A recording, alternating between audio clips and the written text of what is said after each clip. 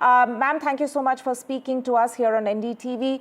Ma'am, your last meeting with Dr. Manmohan Singh, if you could just share us a little bit about that.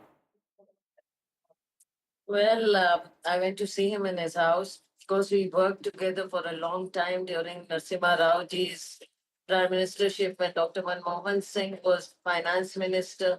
And then, of course, when he was prime minister and I was a minister in his council. So we worked together for a long time. And I was always struck by his humility and the way he was always willing to help you out in any situation. I remember when I saw him, it was not very well in his house and discussing everything about the party, about the country. And he seemed very concerned the direction which the country was taking.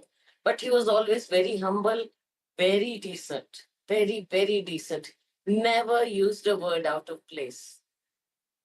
What kind of, we've of course seen the kind of overarching legacy that Dr. Manmohan Singh has left behind. But in terms of Congress, in terms of the party and the younger leaders of the party like you, what kind of an influence do you think he's had on you and your colleagues? Let me tell you. Once I remember when he was the finance minister. At that time, there was some work in the finance ministry, and then I asked him, and he said, "Yes, yes, I'll help you out." And but then, to be honest, I forgot about it. He met me after I think 2 or 3 weeks in the lobby, and he said, "Yeah, what about that work that you were referring to?" So, I was greatly humbled. I was greatly humbled by his demeanor and his, of course, everyone talks of his intelligence, his humility, and they were all so true, so true. Even when you were stuck in something, some policy or something regarding your ministry, he would always be the guiding light. Right. Ma'am, of course, even in the recent times, due to his failing health, he was not so active in public politics, but he was always there as a guiding light in Congress. If you could just share us a few memories of, in the recent years, the kind of interactions that you've had or people in the Congress have had with late Dr. Manmohan Singh, especially to understand, the kind of legacy that he has had during his tenure as the Prime Minister of the country. Yes, because we were in the opposition after 2014, and he used to come to Parliament, to Rajya Sabha quite often. I was also in Rajya Sabha at that time. And, again, he would stand up and wherever needed, uh, never a word out of place, but very sharp intellect. And he would place the government on the mat, but in a very, very decent way. And whenever we interacted, he used to be very concerned at the direction the country was taking. But he was always very, I would also say that he would not just criticize for the sake of criticizing. He was always there, even which I think the government perhaps did not heed to that. He was always there to also support, extend cooperation in the interest of the country. Right. Ma'am, this criticism has always come from the opposition at that time, of course, that he was always seen as a foil to Sonia Gandhi. The fact that the real authority actually lay with Mrs. Gandhi than with him when he was the Prime Minister. But as an insider, what would you say to those critics today? No, the media at that time, if you remember, was very, very unkind.